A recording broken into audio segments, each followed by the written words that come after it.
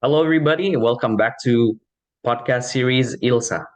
Today's topic will be international business and trade between South Africa and Indonesia. My name is Mohamad Siregar, and I am here as the head of studies and publication of ILSA Binos. Today, I have a very honored guest. You may please introduce yourself. Oh, good afternoon, everybody in Indonesia, and good morning in US.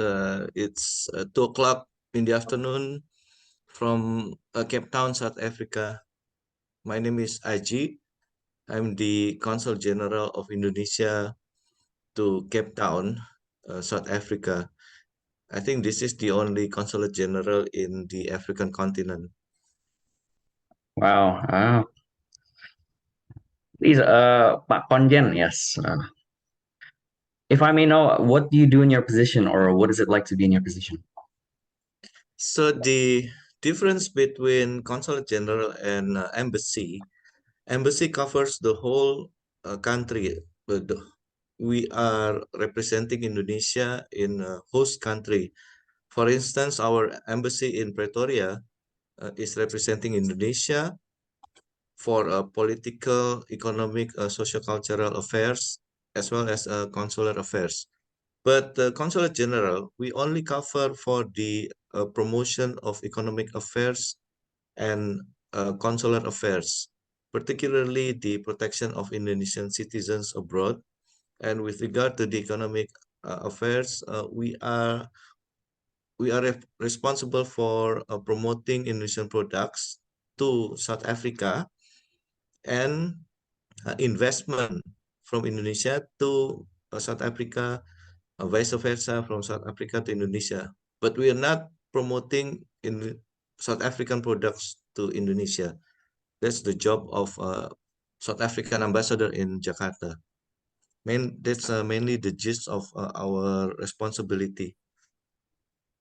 Right, that sounds interesting. Throughout your career, this is your first time in Africa, if I am correct. Yeah. Mm. What As is a your okay, please?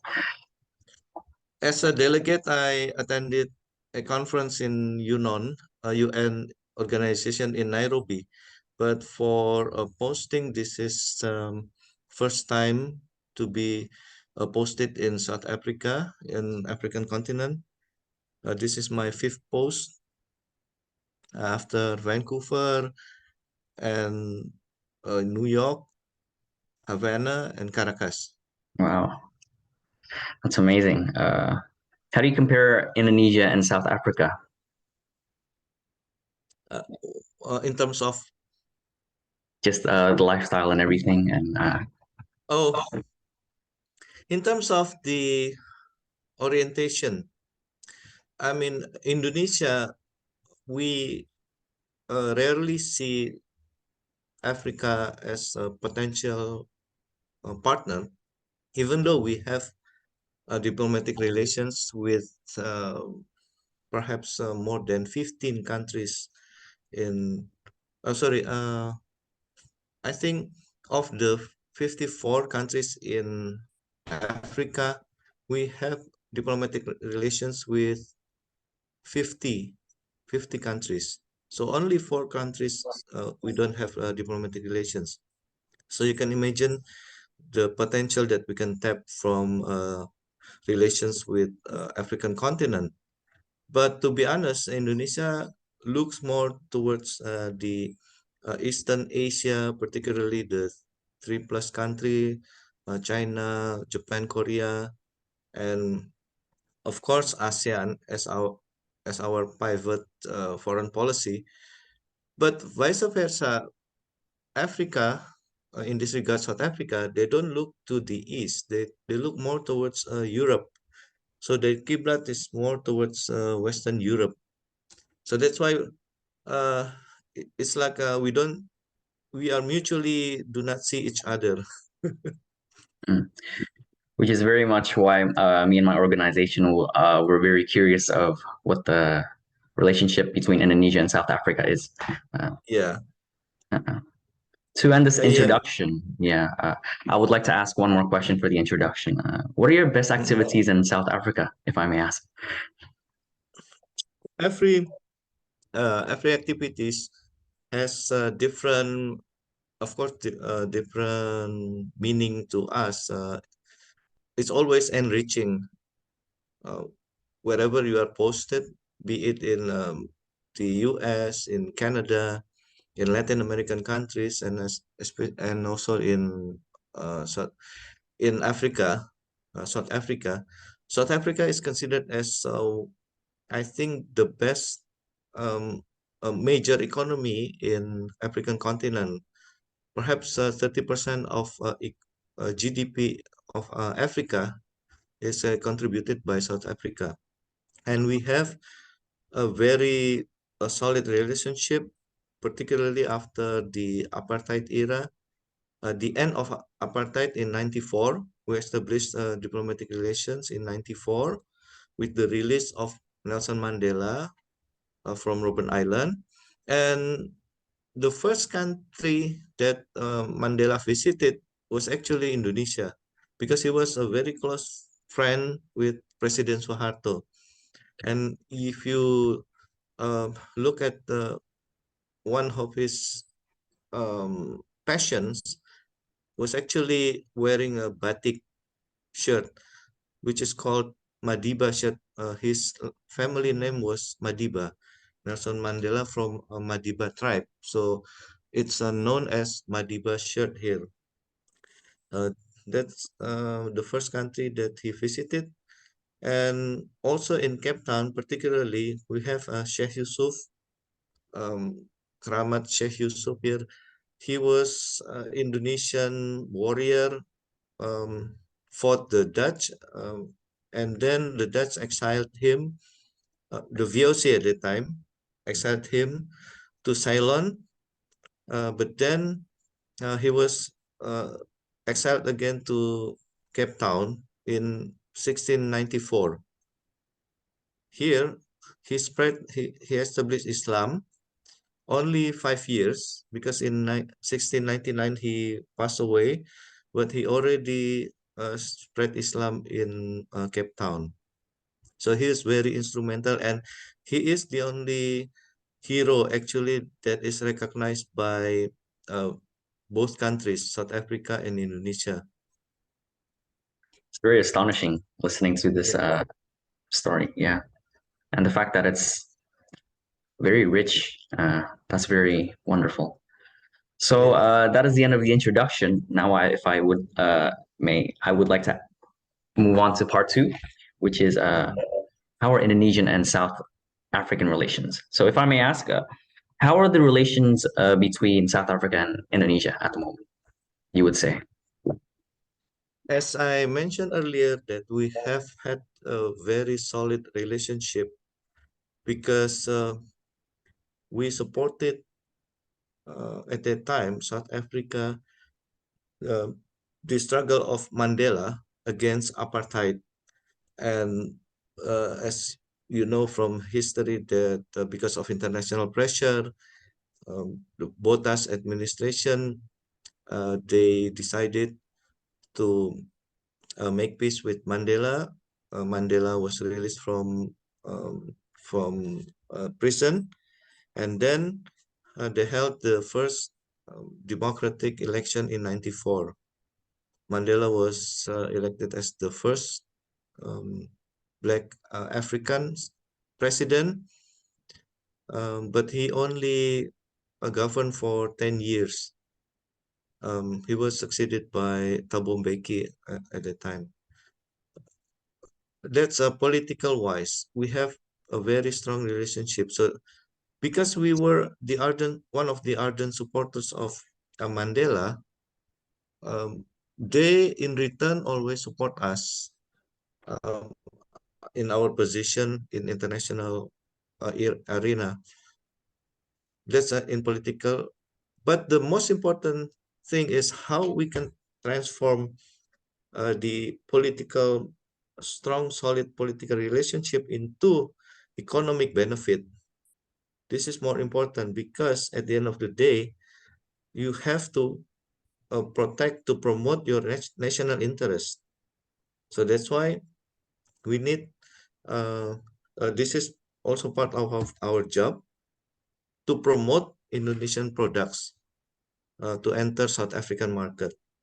But of course, we have challenges. One of the main obstacles that we face today, we don't have bilateral free trade agreement yet with South Africa. So that's why our products get more are more expensive due to uh, import tariff. So that's why we need to negotiate with South Africa so we can um, lower the tariff import. But other than that, some of Indonesian products already enter South African market. In Pretoria, we have the so-called Kijang um, cars imported from Indonesia, That's and of course Indomie already in yes, South African that's a market. must. That's a must. Yes, they develop taste for Indomie, but again, it's interesting to note that different type of certain elements of society they have developed a different taste. For instance, in Pretoria, they are more in favor of the soup-based Indomie, while in Cape Town, the majority of Cape Malay reside. They Mie goreng. they love mie goreng more. So, Of course. That's an interesting fact. Wow. so as you know, because the society is divided into mainly three ethnic groups: the South African, Black South African, which is the majority. I think about 90, 85 or 90%.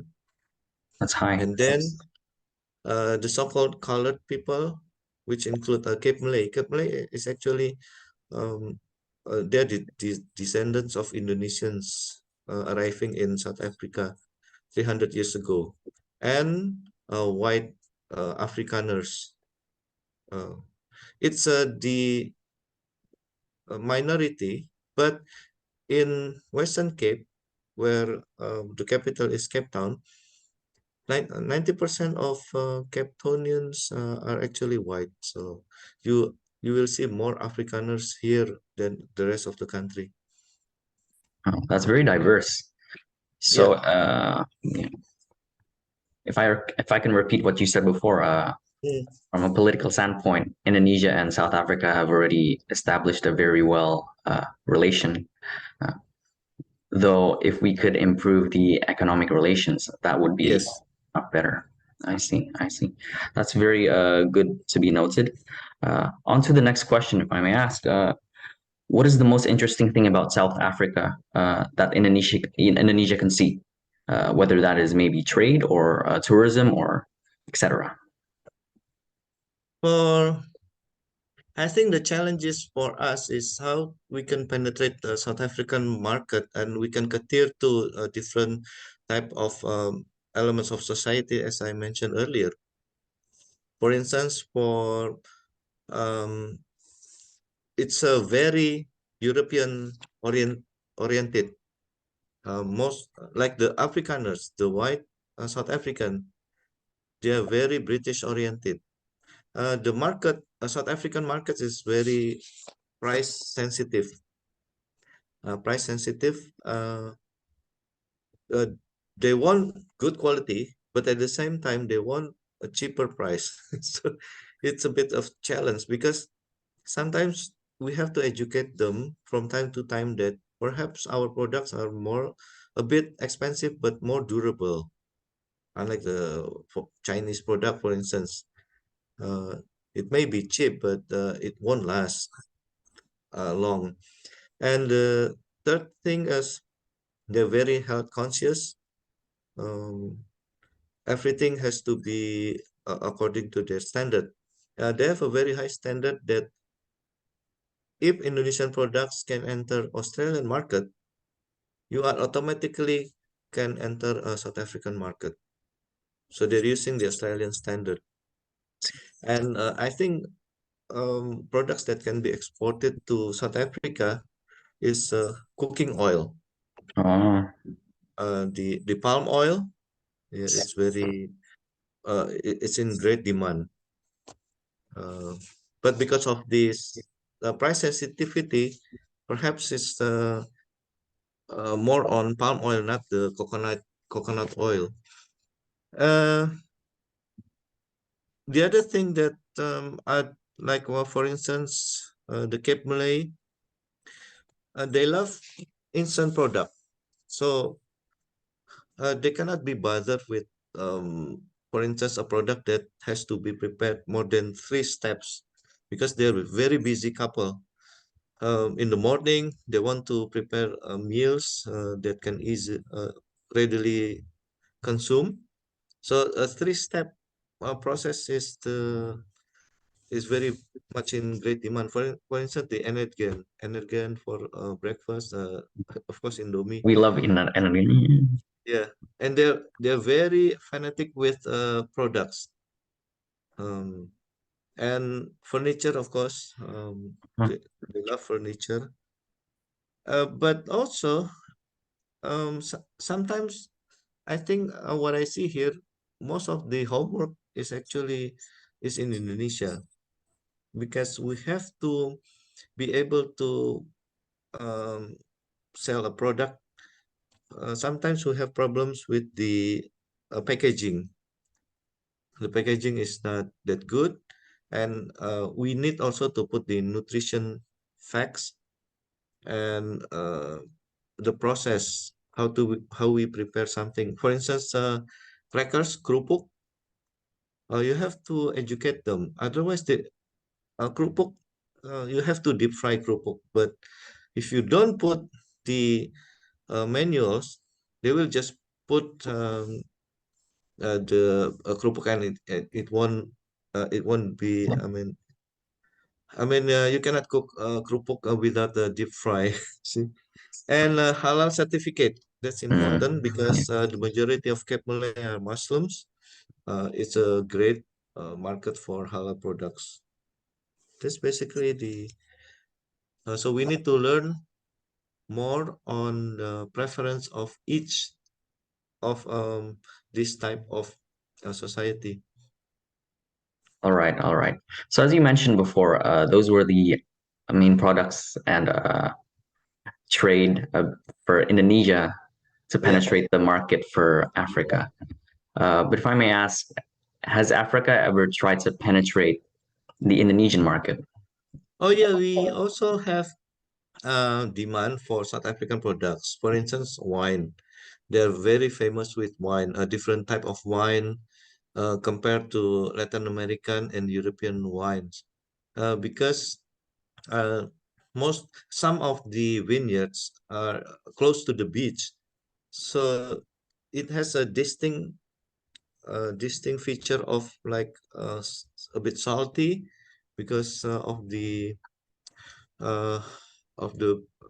beach, and then yeah, so it's a unique, because in Europe it's a continental grapes, but it's an here in South Africa, it has influence of the coastal area. I don't drink wine myself, but that's what my friend said. So it's a comment. Yeah, it's a comment. I see. I understand that Yeah, 100%. But that's interesting. So both markets are trying to get. and also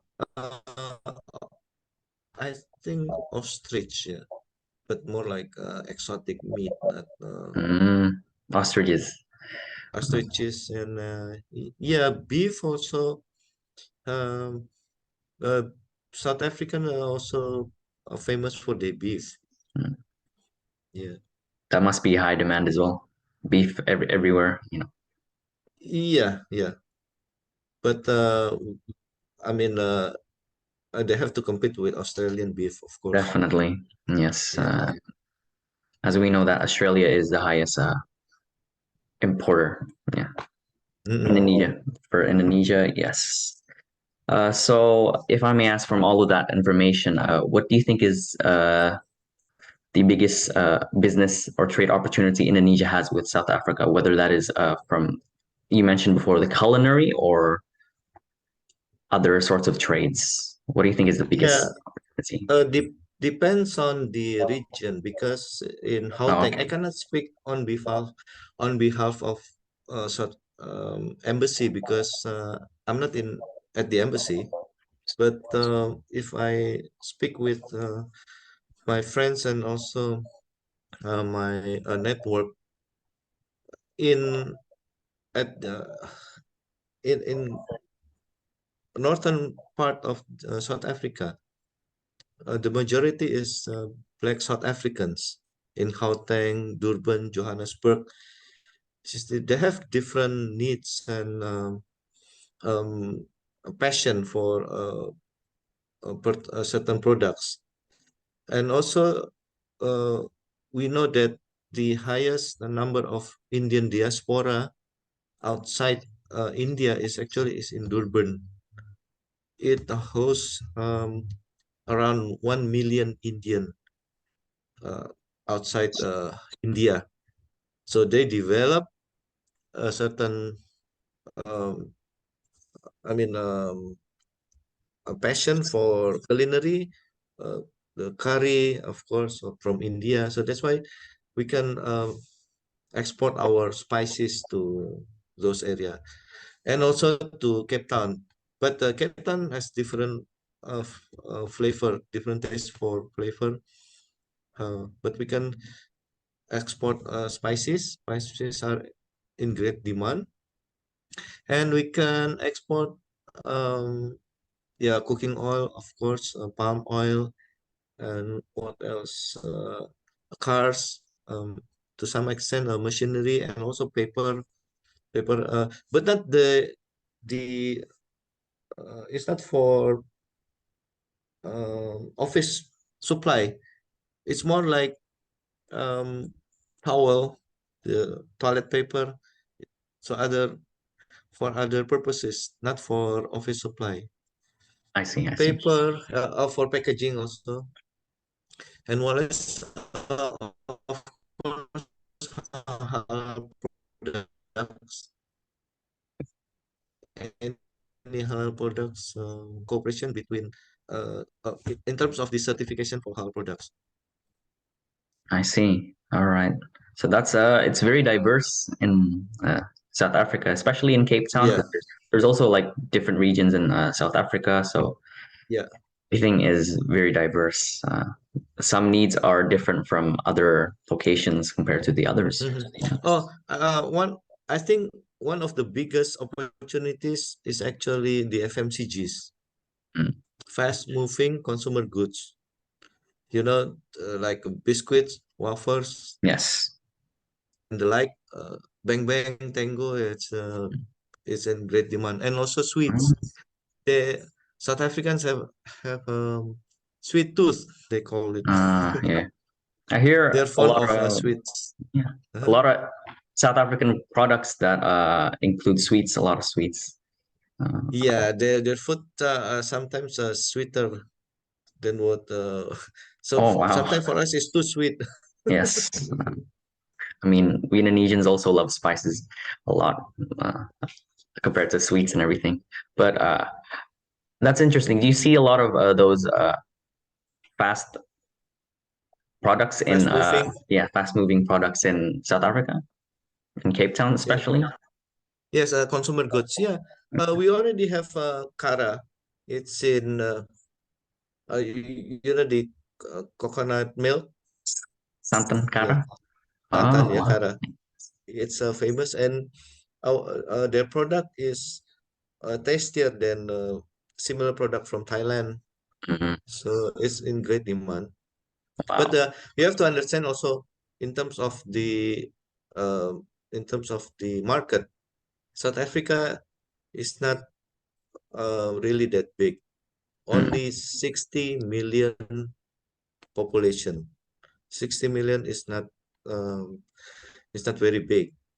But you can export, I mean, Indonesian products, producers, they can export to neighboring countries, to Namibia, Botswana, Zimbabwe. So it's like a launching pad. So you can penetrate the product from South Africa. because they're also part of SACU and SADC, Yes. Southern Africa Customs Union, and South Africa Development Corporation, SADC. I see. I see. So once your product enters South Africa, it can be exported to neighboring countries, Mm, Madagascar, Zimbabwe. that's very.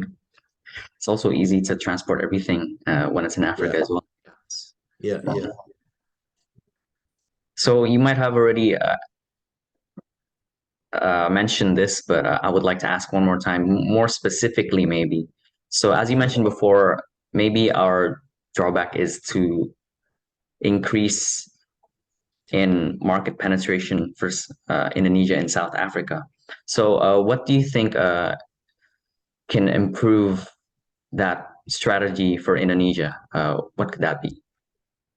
Yeah, like I mentioned that we need first to finish negotiation on the bilateral FTA. That's Okay. important because once your product enters South Africa, it can be exported to at least 5 or 6 neighboring countries. We, um, I mean, we are not in competitive. Our products are not very competitive because of the high tariff of import, and they put like, for instance, sugar tax. They apply 22% for sugar tax because of that health concern. As I mentioned, they're very concerned with their health. So sometimes, um, if our products are sweet, uh, we try to export, like, the medicine syrup for cough. I think it's one from, the cough syrup. Cough syrup Yes. is sweet, Yes. so we have to introduce them as medicine or herbal Mhm. medicine, so it can avoid the sugar tax. I see. So, so that's why we need to find ways to. Uh, so that's one of the drawbacks. No bilateral FTA yet, and second thing is, most of the homework is actually in Indonesia. And third thing is problems with our products. There are two problems. First is the frequency of the shipment. For the first 2 or 3 months, maybe the shipment is okay for furniture, for instance. But then the fourth or fifth month, they cannot fulfill uh, the order frequency. So our exporters sometimes they face problems of frequency of shipment. And the second problem is quality. They cannot maintain consistency of their products. Mm. So I'm, I mean, it has to be. Uh, it's a dilemma for us. Sometimes we want to promote SMEs products, but sometimes the SMEs product are not up to standards. There's no mention. I mean, the package sometimes is still in Indonesian, in Bahasa Indonesia, not in English. So how can I sell to people here if it's in Indonesian? Indonesian, yeah, yeah, that is clearly an issue, but Yeah, hopefully that will get resolved anytime sooner. yeah. Uh, if I may ask, what is the Indonesian diaspora like in Cape Town or in South Africa? Yeah, we have 150 Indonesians, mostly spouses. They married to South African, Oh, either the white South Africans or the Cape Malay, because the religion affinity. mm, And apart from that, in Cape Town is actually the transit point uh, for the largest number of Indonesian fishermen, around 2 until 3,000 annually. they transit in Cape Town. So they change crew here. That's for fishermen, yeah, Indonesian Yes. fishermen. They work at foreign vessels. Uh, so they change crew here, and the vessels also they replenish. So it's a place for replenishment. You know that since the VOC era, Cape Town is actually a place for replenishment from their uh, on their way to Indonesia and returning to Netherlands Wow. to bring products from Indonesia. So Cape Town is a very strategic, especially prior to the Suez Canal, the opening of Suez Canal. That's about. So that's why 2,000 fishermen, it's the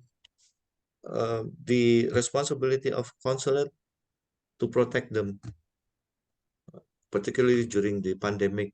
We need Yeah. to, yeah, we need Was to that take an care of issue them. in the Uh, pandemic? yeah, the issue is because the government, South African government, uh, they're not allowed um, to get, I mean, they have to stay on board. They cannot get off the ship.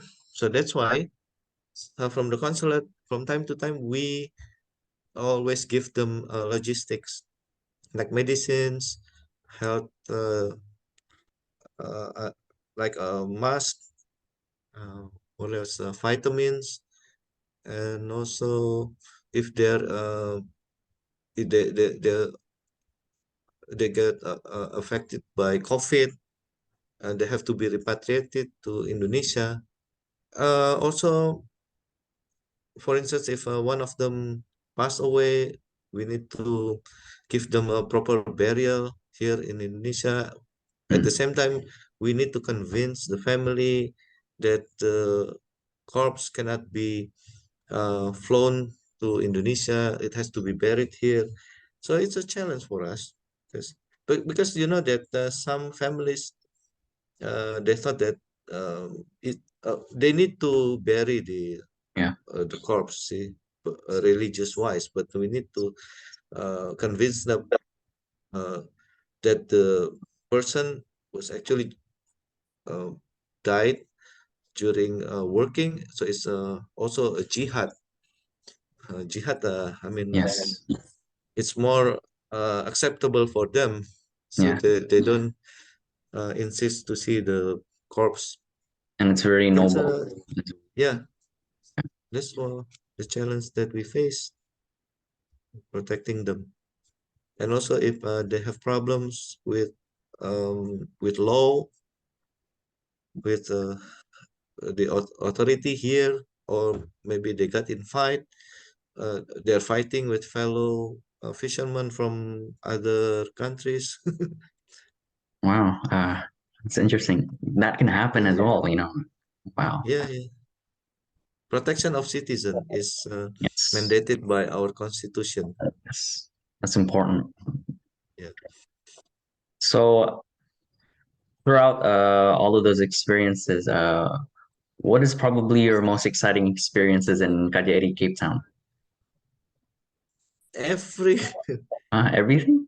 Okay, of course. yeah, every activity is interesting, but I think I don't know in terms of the probably the pandemic, because how we can uh yeah, especially for protection of Indonesian citizens, how we can reach out to them with restrictions that we face, because sometimes we cannot visit a patient in Indonesian fishermen in hospital due to the COVID restriction.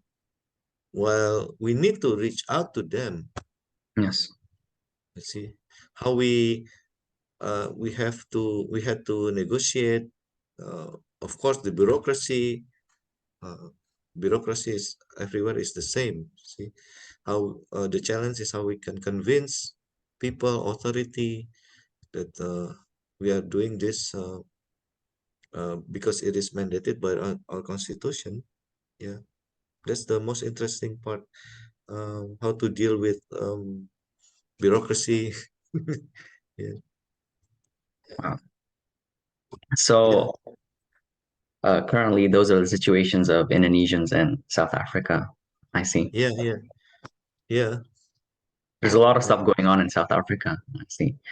But mhm. it's also a big opportunity for Indonesians to actually go to South Africa and negotiate with South Africa. So I would like to ask the question, what would you recommend for people to know about South Africa before coming to South Africa?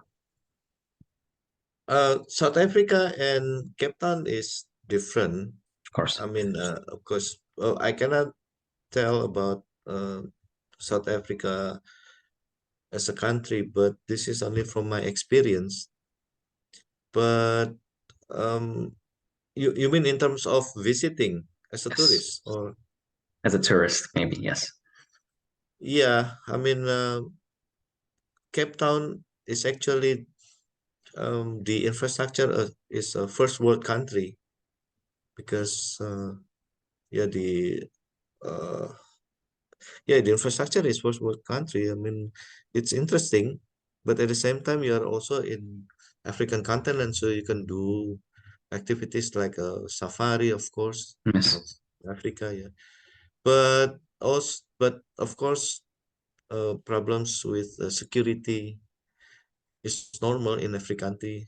You have to be alert in certain parts of the city are not safe for you.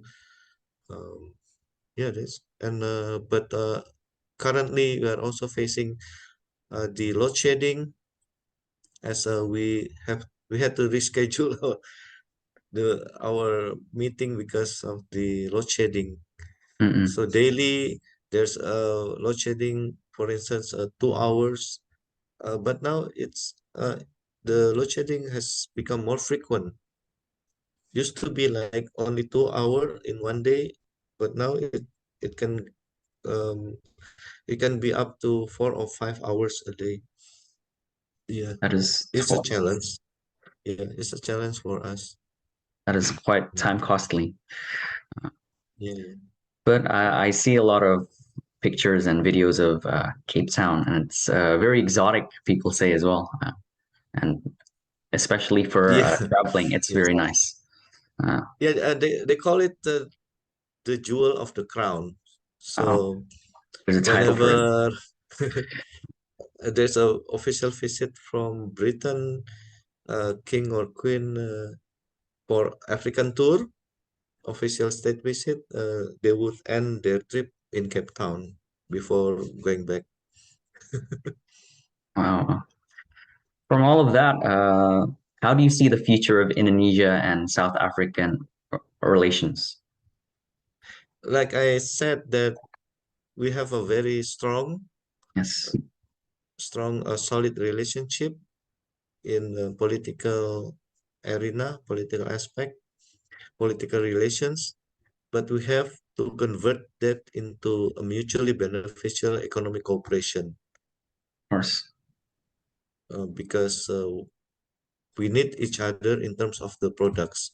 They need some of our products and vice versa. And but also in terms of investment, how we can convince South African investor to invest in Indonesia. Currently, there's also um, I mean an interest from, for instance, the Indo food. They have interest in investing in South Africa. But again, we need to convince them to invest.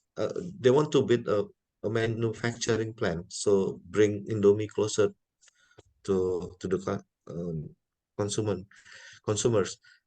But I have to convince them that you have to do it here in Western Cape because more predictability, more transparency. See, but again, the challenge would be for the host country to guarantee that at least there's no power disruption in terms of the electricity and also the supply for them. the raw material supply. So that's the one of the challenges. Yeah, but constant education. Hmm. So far, Mhm. I see there's a bright future for Indonesia and South Africa. Yeah, yeah, yeah. It's a Many bright future, untapped potentials. which is why I'd like to engage in this podcast between us, because I Yeah, think more Indonesians, especially our organization, want to show that Indonesia and South African relations, especially with Cape Town, which has a very, very rich history with Indonesia as well. I think it's a big yeah, opportunity for Indonesia to see South Africa and even potentially a lot of other African countries. I think yeah. Indonesia. In terms of tourism,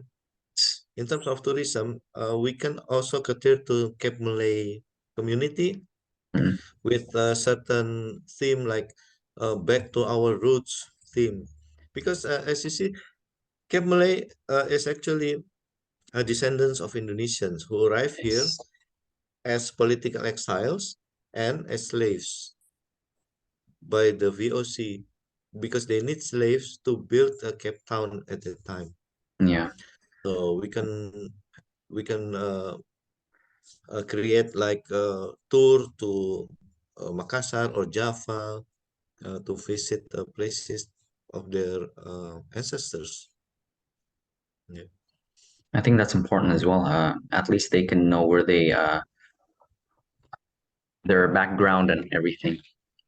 yeah. Mm. So this podcast was very insightful. Whether it was Yeah. from Hopefully, culture, background, business and trade, or even political. I mean, it yeah, was very much an honor having you, Pak Konjen. yeah. Hopefully, it would be beneficial at least as a high. I mean, more like introduction. Of course. And we thank you a lot for putting your effort and time to this podcast for the ILSA podcast series. Yeah, sama-sama. Uh, Yeah, Again, I would like to thank you, Pak Konjen, Pak Aji. Thank you yeah. for your Good luck. time. Good luck in your And future endeavor. thank you very much.